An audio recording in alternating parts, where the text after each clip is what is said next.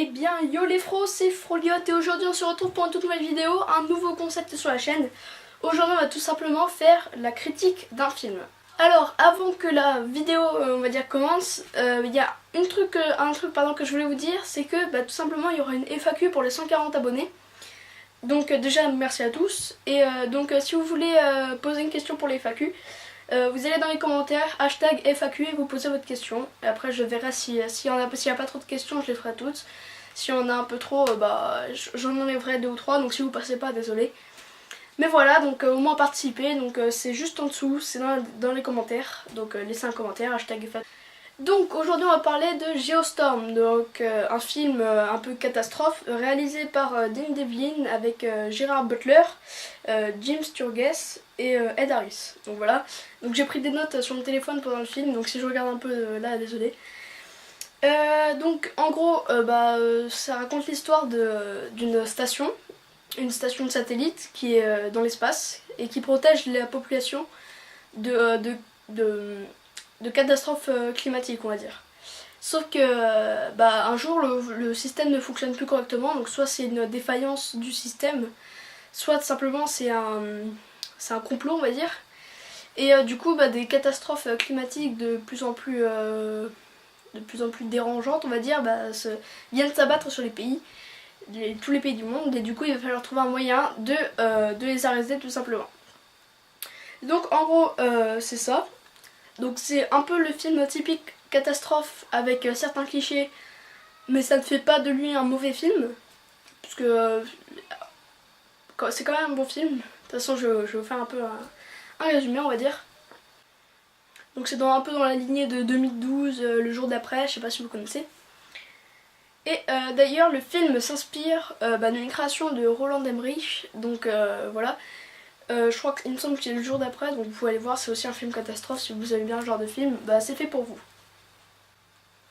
Donc un autre truc à ajouter, c'est que le film, avant sa sortie, je trouve qu'il avait vraiment pas fait beaucoup parler de lui, en tout cas moi j'en ai pas vraiment pas entendu parler.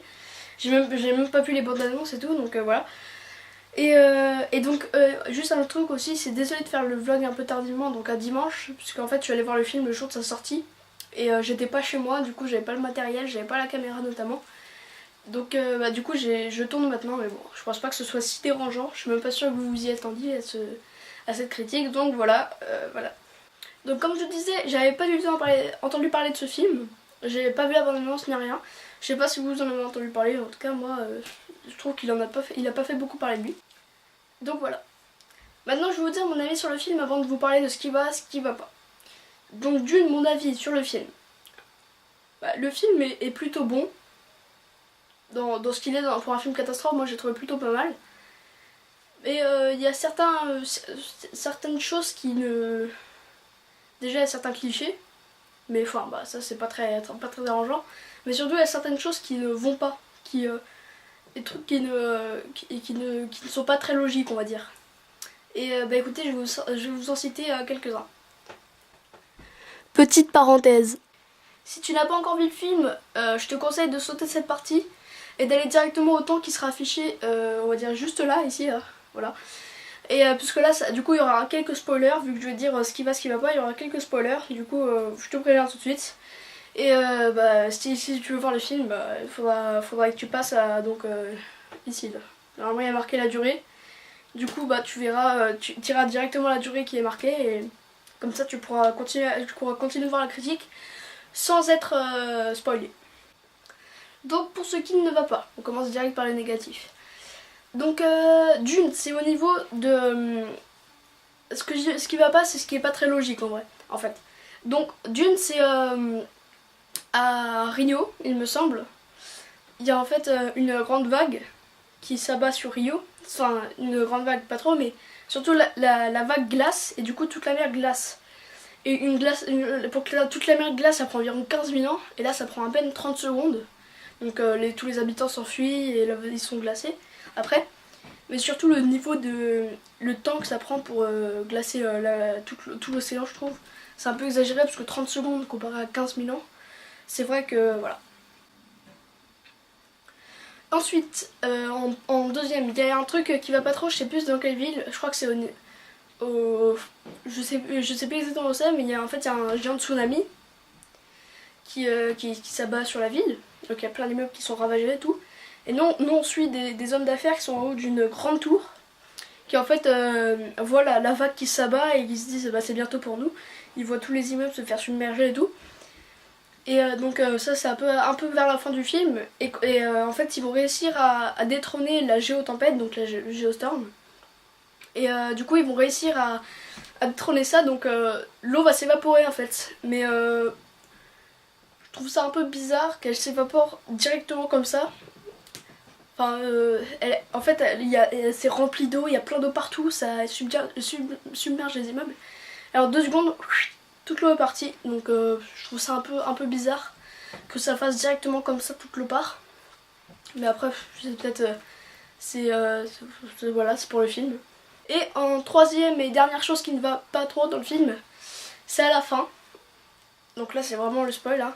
C'est quand donc la colonelle allemande et l'autre américain là, ils sont dans la petite capsule qui est censée les faire repartir sur Terre.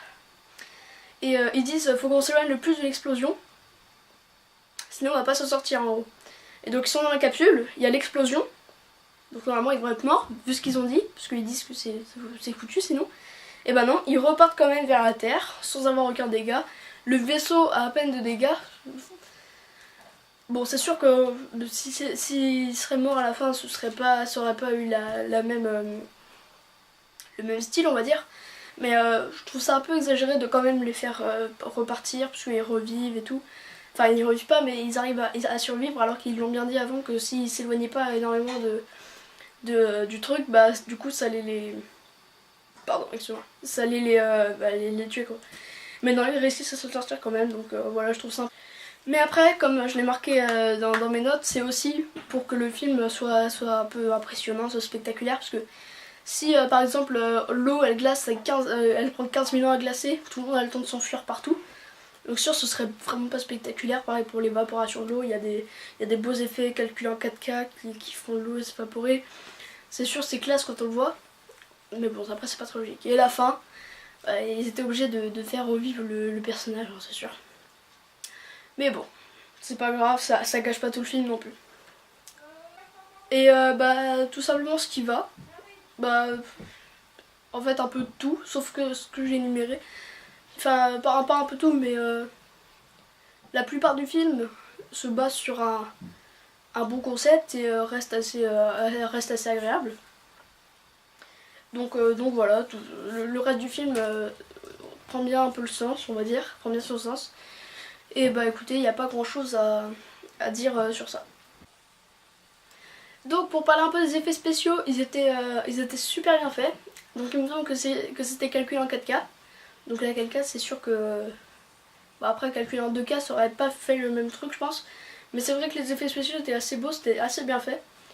Dans les scènes de destruction des immeubles et tout, c'était plutôt très bien. Ouais, je sais, plutôt très bien, d'accord. Et donc voilà, bah, les effets spéciaux étaient beaux et tout.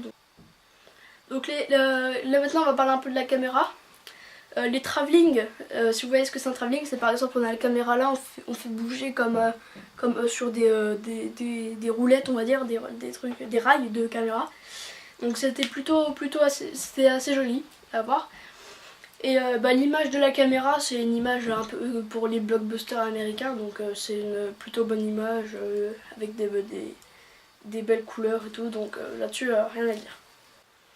Et il y a un autre petit truc que j'ai remarqué sur les intros Warner Bros et Skydance au tout début du film, c'est que bah, en fait quand on remarque, bah, en fait dans Warner Bros quand on regarde en fond, bah, y a des nuages. Et dans Skydance, c'est une intro qui est sur le soleil et il y a la lave. Et j'ai remarqué que les nuages et la lave, les nuages comme on peut le voir dans le film, je vous dis pas, ça peut créer des catastrophes naturelles, comme la lave aussi, les éruptions volcaniques par exemple. Donc je sais pas si c'était un petit clin d'œil à leur film, les deux intros du début.